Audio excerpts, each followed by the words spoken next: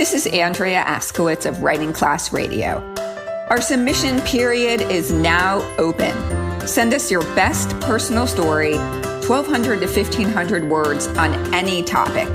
Please check our submission guidelines at writingclassradio.com. We pay.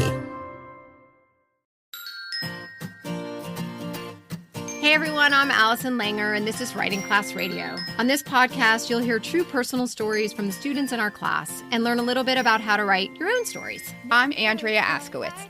Together, we produce this podcast, which is equal parts heart and art. By heart, we mean the truth in a story. By art, we mean the craft of writing. No matter what's going on in our lives, writing class is where we tell the truth. It's where we work out our shit. That's how Allison always says it. Okay, there's no place in the world like writing class, and we want to bring you in. This is episode 56, and this is the sixth story in the Andrea Show. Okay, it's not as bad as it sounds. Andrea is my co-producer and a co-host, and she's been writing an essay a week since the day she turned 50. In the 8 stories we bring you in this series, I have been Andrea's primary editor, and I am dying to share the process with you. Here's Andrea Askowitz reading her story, Write About Me. I've been writing an essay a week for 15 weeks now. Some of my friends and family members have noticed, and several times I've gotten the request, write about me. My 9-year-old was the first to ask for a story about him. I told Sebastian I already wrote one about the time he kept watching TV instead of doing his homework. I told him I recounted the fight we had when he refused to type a paper. Sebastian smiled huge and said, write another one.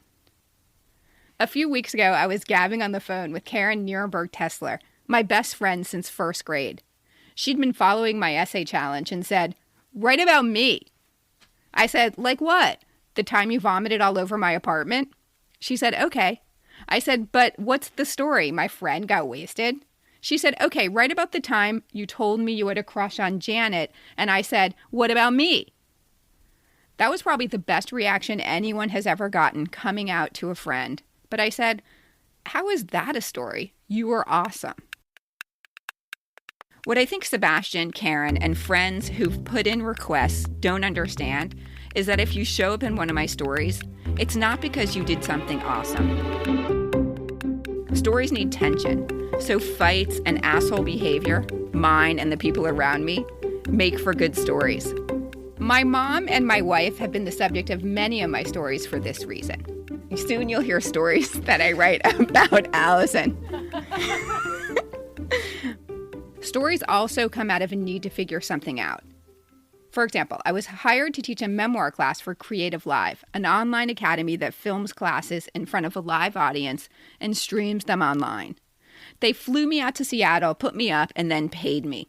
A stylist did my hair and makeup. It was the biggest gig yet, and I was nervous. Vicky came with me to Seattle because she loves to travel. Seattle has great food, and it was a good excuse to get away from the kids. Plus, she's totally supportive. So far, this is not a story. There is very little tension and nothing here to figure out. But there's more. On the morning of the class, Vicky asked me not to reveal that she was my wife. She said she wanted to blend in as one of the students. It's not my style to keep things secret, but I said okay because I didn't think it would come up. It was 90 minutes on how to tell your true personal story. I had 30 students live, Vicky included. It was going well. The students laughed along. They took notes. They asked questions. I was coming to the end. I was exhausted. Then a hand from the back of the room. Vicky stood. She said, how do you deal with hurting people's feelings? Like family members, when you write about them and the story gets published.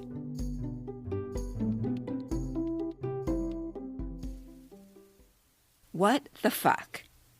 I was on camera, potentially in front of millions. I wanted to say, hi, Vicky, ha, ha, ha. What a funny question coming from you, my wife, ha, ha, ha, ha. The subject of so many of my stories, including ones I just told today. But she asked me to pretend I didn't know her.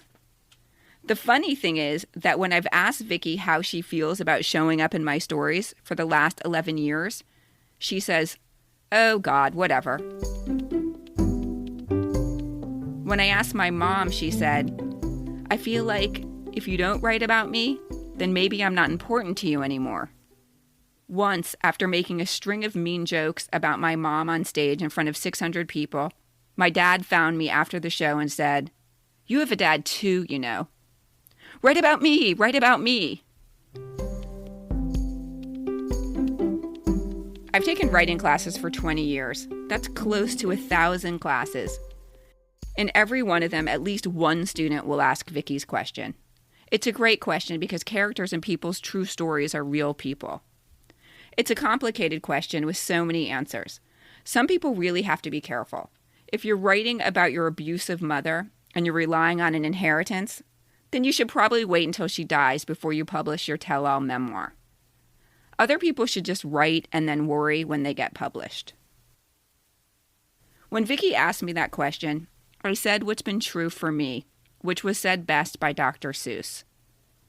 Be who you are and say what you feel, because those who mind don't matter, and those who matter don't mind. It's been months since the class, and Vicky and I are still talking about why she raised her hand and asked that question. Today, she said, "I just wanted to be on TV." I was killing it, she said. She wanted to be a part of it.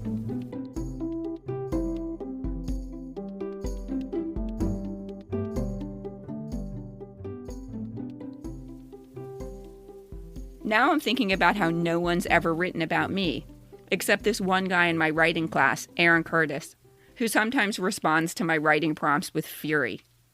Last semester I gave the prompt "alone," and he wrote, "I know Andrea gave this prompt to force me to write about my divorce." When I gave the prompt "stay or leave," Aaron wrote, "Andrea has stooped to her lowest in manipulation." There I was in someone's story. I loved it. So this is what I figured out. People, including me, want to be in a story, even if we know we're probably not going to be portrayed in the most glowing light. The worst thing is to be ignored. We just want to be a part of it. If anyone out there is looking for a story idea, write about me.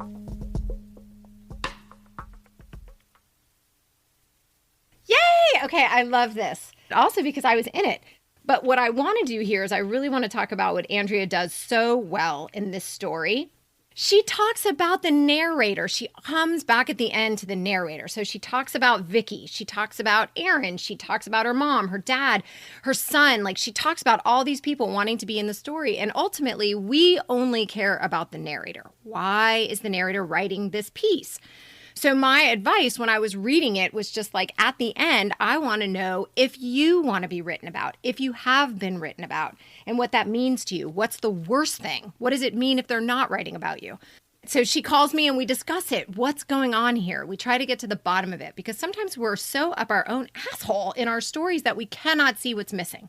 I actually do remember you saying, "What about you? What about you?" And it hadn't really occurred to me to think about how I feel when or if I'm ever in anyone's story. And I do think that was a great, great edit. And then I sat there and thought about it. And then I remembered Aaron, who's like constantly like, I give her a prompt in class. And you know, he does this. Sometimes he like gets mad at me with the prompts. And I think it's so funny, even though it's mean. He's pissed. Yeah. Because he thinks I'm directing the prompts at him. I'm not really. But anyway, I like hearing my name back. I do. Yeah. It's weird. And we've talked about this a lot when people submit things to our contests and stuff like that. The story, the situation, it's kind of interesting and it's good, but something's missing. Something's missing. And I remember thinking something's missing. And you, the narrator, was missing in this at the end. We have to see you feeling vulnerable in some way. And so, and that's what ended up happening when your final piece was really, I thought, vulnerable. Here's a person who really wants people to write about her, even if it's like mean. Yeah. Right. It was great. And that's what I love so much about it. Yeah. Well, excellent thank you job. for that note. Cool. Thanks for listening to me. I love editing people's work. I love bringing out stories. I can ask those questions that can help people really get to the bottom of their story. So yeah, hire me. I want to work with you. Yes. And you're so good at it. Thank you. If you want Allison Langer to edit your stories, info@writingclassradio.com. Thanks for the plug. And if you don't, then you're an idiot. No. Yeah, you are. Allison Langer's the best editor there is. You're really sweet. Thank you. She's just saying that.